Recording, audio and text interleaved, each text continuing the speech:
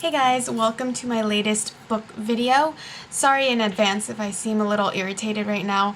Actually, I'm really irritated. Someone is definitely testing my patience at this moment. Like, yeah, you don't need to know. But anyway, so I want to talk about the Hush Hush series. I already have a review video for Hush Hush that I put up kind of recently, and go ahead and check that out if you haven't already. So I'm gonna do an individual video for Crescendo and then for Silence. So this one is gonna be for Crescendo. I cannot even tell you guys how captivated I am by these books. I didn't expect to like these books so much because it seems kind of juvenile for me, but it's one of those easy reads, definitely a page turner. It is written in first person. You see it through the perspective of Nora, and she doesn't understand a lot of what's going on, so I think that kind of adds on to the mystery and the excitement of it all. Whereas a lot of books that are written in third person, the narrator isn't one of the characters in the book, so they kind of know everything that's going on, and yeah, that just takes a lot of the excitement away. Anyway, enough about that. I'm going to get into the book. I'm not going to do a character synopsis like I normally do with my book reviews because essentially it's the same characters from Hush Hush. If you want a character synopsis, go ahead and watch my Hush Hush book review. The only new character that I'm going to discuss is Scott. Scott is Nora's childhood friend. His mom and Nora's mom are really good friends, and they moved back into town, and he's going to the same school as Nora, and she's starting to spend a lot of time with him, and she is somewhat attracted to him, but her mind is still constantly on Patch. Nora has grown a lot as a character. She's changed a lot. She's not as naive. In the first book, she was really naive and she didn't believe anything about fallen angels and Nephilim. It's totally out of this world, and she was just a regular girl in sophomore year of high school. But in this book, she's become really persistent. If she wants to know something, she'll find out. In the first book, her best friend V had to influence her to spy on Patch and Jules and whoever was in the first book. So Nora takes it upon herself to go snooping into people's rooms.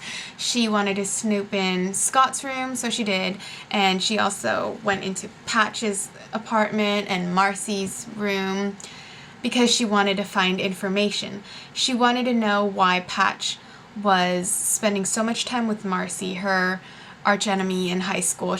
Marcy's this rich girl that she's the rich, popular girl, and she has a lot of friends, and she's always picked fights with Nora, took every opportunity she could to make her look bad, that kind of thing.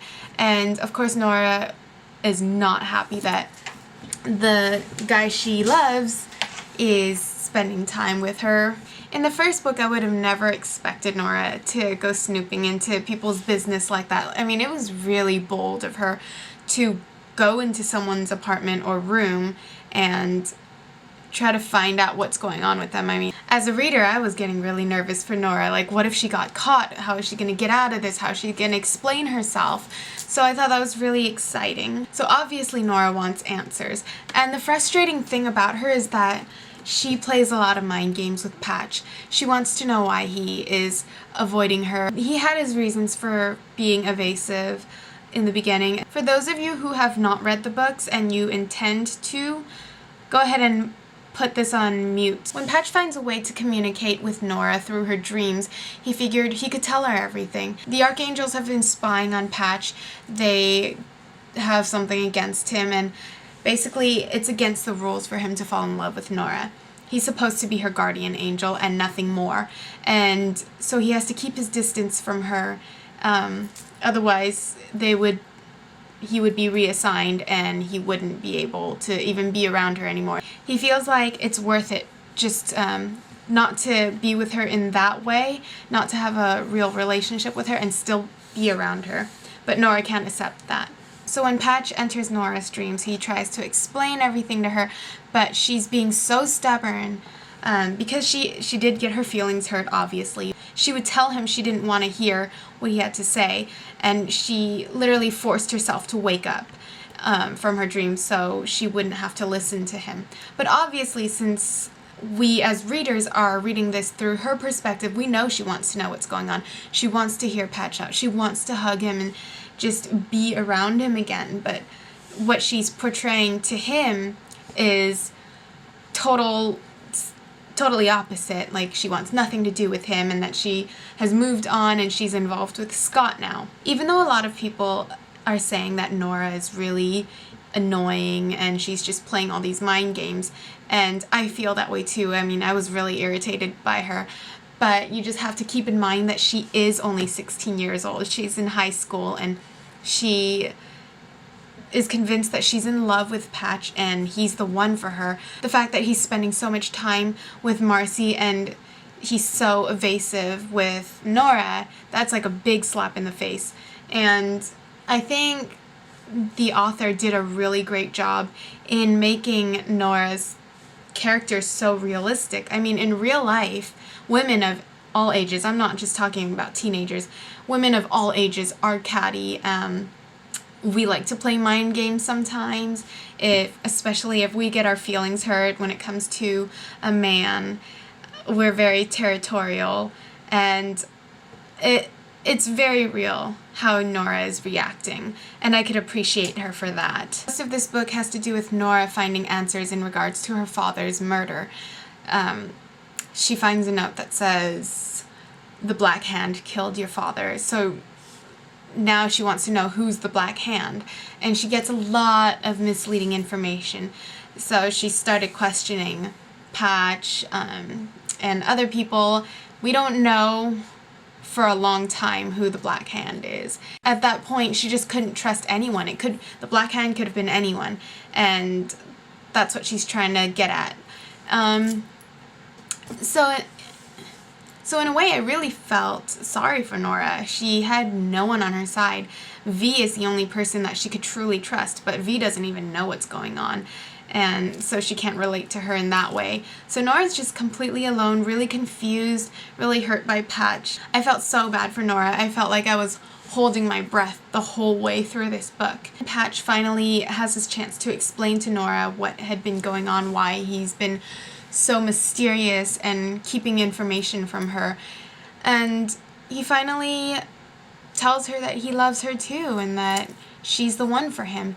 Nora didn't even get half a chance to take in that intimate moment and be happy with Patch, because Hank comes out of nowhere with his Nephilim army and they surround Patch and Nora.